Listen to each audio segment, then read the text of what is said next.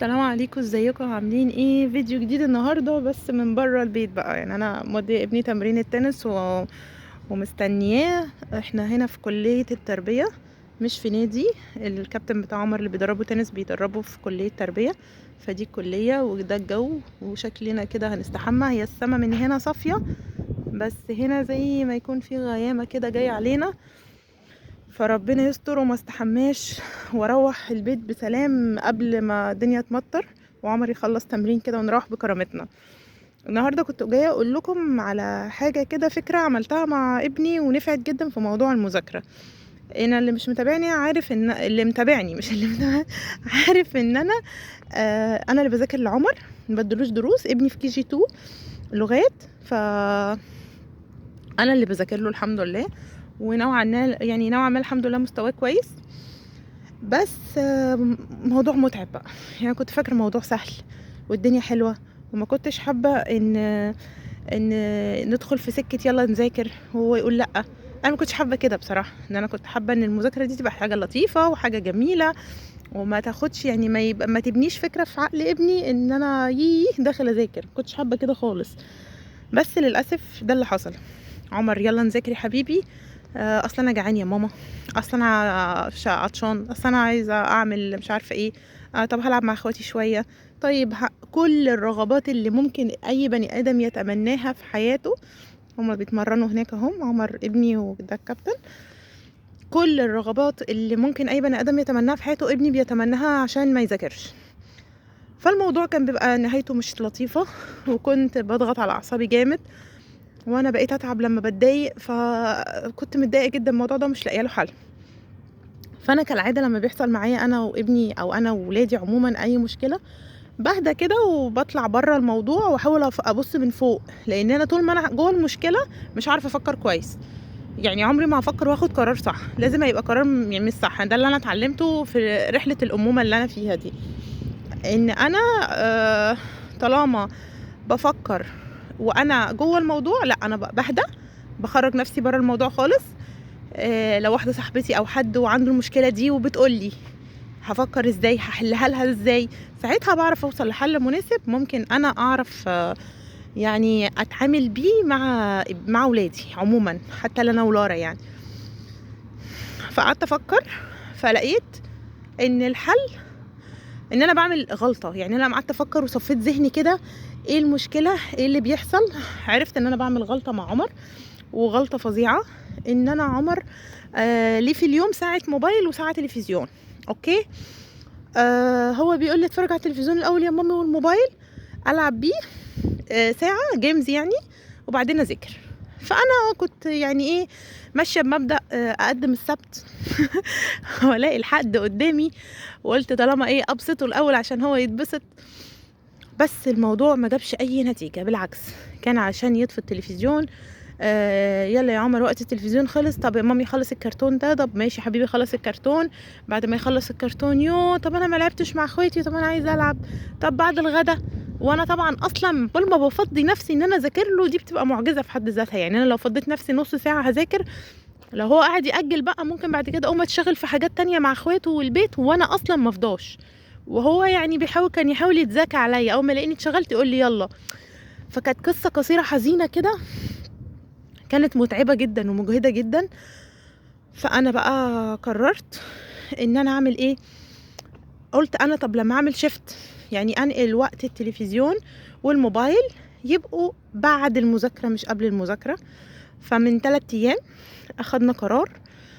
قلت له يا عمر من اول النهارده مفيش موبايل ولا تلفزيون قبل المذاكره، واحنا المفروض ان احنا بنعمل اللي علينا وبعدين نتكافئ، يعني ناخد اللي احنا عايزينه.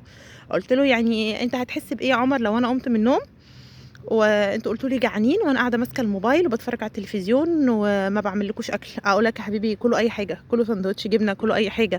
طب يا مامي هدومنا مش نظيفه وعايزينها تتغسل عشان اروح التمرين او عشان اروح المدرسه. اقول لك يا حبيبي مش مهم، البس اي حاجه البسها، لا نضيف مش حلوه حلوه، مفيش حاجه اسمها مش نظيفه. طب يا مامي اوضتي مش نظيفه، حلو حبيبي جميله يعني.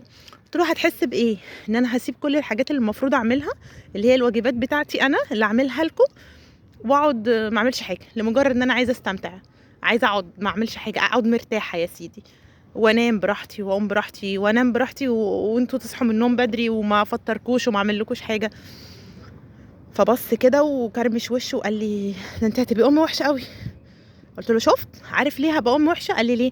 قلت له عشان فكرت في نفسي بس، وفكرت في الحاجه اللي انا عايزاها بس، اللي هي الراحه. ويعني ايه، ما فكرتش في الحاجات اللي عليا، لان انا ام، عليا واجبات لازم اقوم اعملها، اغسل لكم هدومكم، اعمل لكم غدا، اعمل لكم اكل صحي، اوديك تمرين، اوديك مدرسه، اذاكر لك، في حاجات ورايا لازم اعملها. لو ما عملتهاش وبس فكرت في نفسي ان انا ابقى مبسوطه او ان انا اعمل الحاجات اللي انا حباها بس وابقى مرتاحه، انت نفسك ساعتها مش هتبقوا مبسوطين مني. فهي نفس الفكره. فانت حبيبي من اول النهارده، اليوم اللي هتذاكر فيه كويس وهتخلص اللي وراك، وعلى شرط ما تكروتش. يعني من ضمن الشروط ان ما نكروتش، ما نكتبش بخط وحش، ما اديكش مثلا حاجات تحلها فتحلها لي غلط وتقولي مش عارف وتتلائم. كل الحاجات دي انا عارفاها، هنحل كويس وهنبقى شاطرين وهنخلص على طول ويبقى خطنا حلو، وما نقعدش تزن ونقرف ونعمل الحاجات دي. ده الواجبات اللي عليك، لو عملتها هي كلها حبيبي نص ساعة، بعدها وقت تلفزيونك ووقت موبايلك على عيني وعلى راسي. طب لو ما عملتهاش ما تجيش تقولي اصلا يا مامي عايز تلفزيون او عايز موبايل، لان انت عارف كده ان ما عملتش اللي عليك فما تطلبش اللي ليك. وده النظام اللي هنمشي عليه بعد كده. عمر من ضمن الحاجات يعني كويسه اللي انا عملتها ان هو عارف ان انا كلمتي خلاص طالما قلتها ما بتتغيرش، فهو طالما قلت له كده عارف ان ده قرار مش هنرجع فيه. فبدأنا بقالنا 3 ايام، فالحمد لله في تغيير رهيب الحمد لله، يعني بنسبة 70%. اي نعم في شوية زمزقة قبل ما نذاكر، في شوية يا ربي ومش يا رب وحاجات كده، بس احسن من الاول بكتير.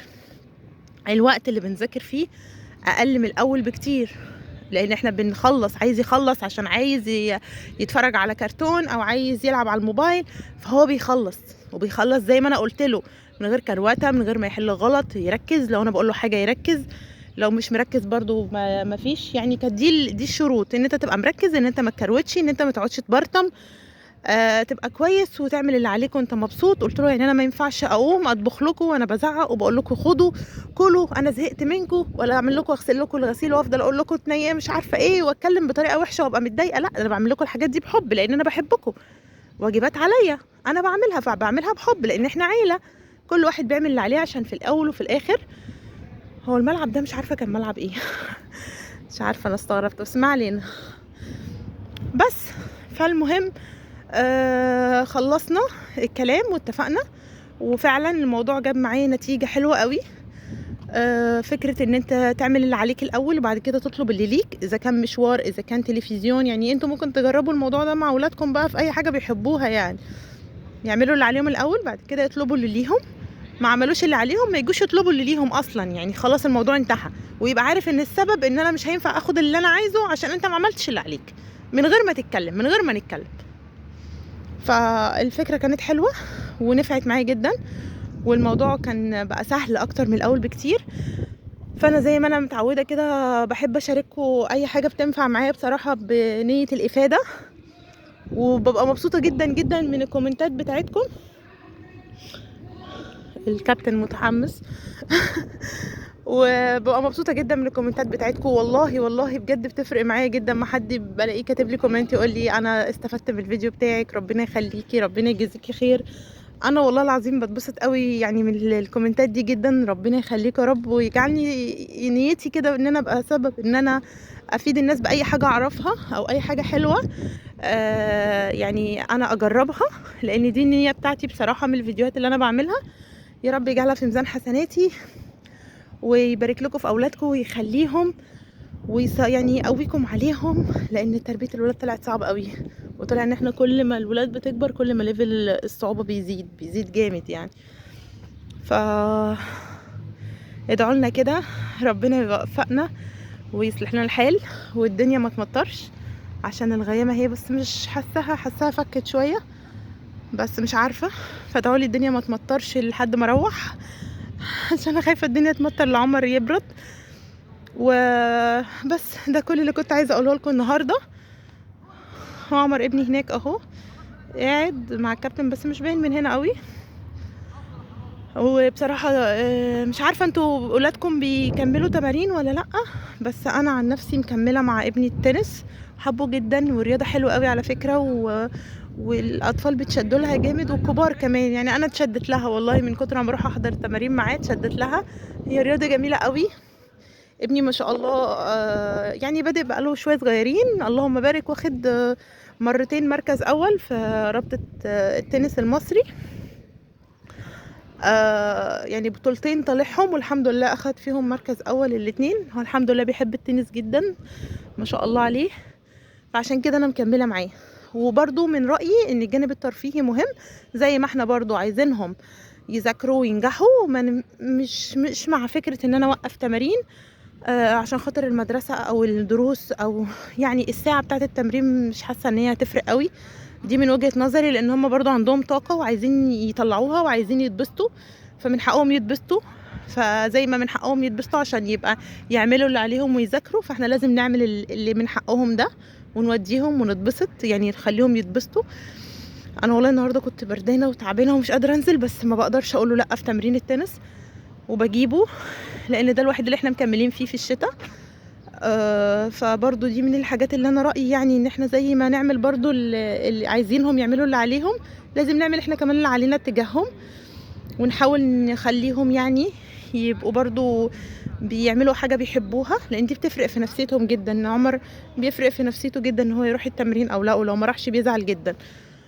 بس فده كان الفيديو بتاعي النهاردة، يا رب يكون كان خفيف على قلبكم كده، وشفتوا الكلية الكلية اللي عندنا اللي حبيت اوريها لكم.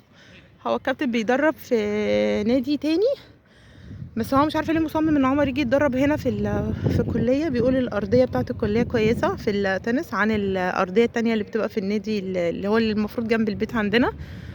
فانا يهمني النتيجه، ما يهمنيش ازاي يعني اللي هو الهدف مش مهم الغايه. فاشوفكم فيديو جديد قريب ان شاء الله. مش عايزه اطول عليكم. سلام عليكم.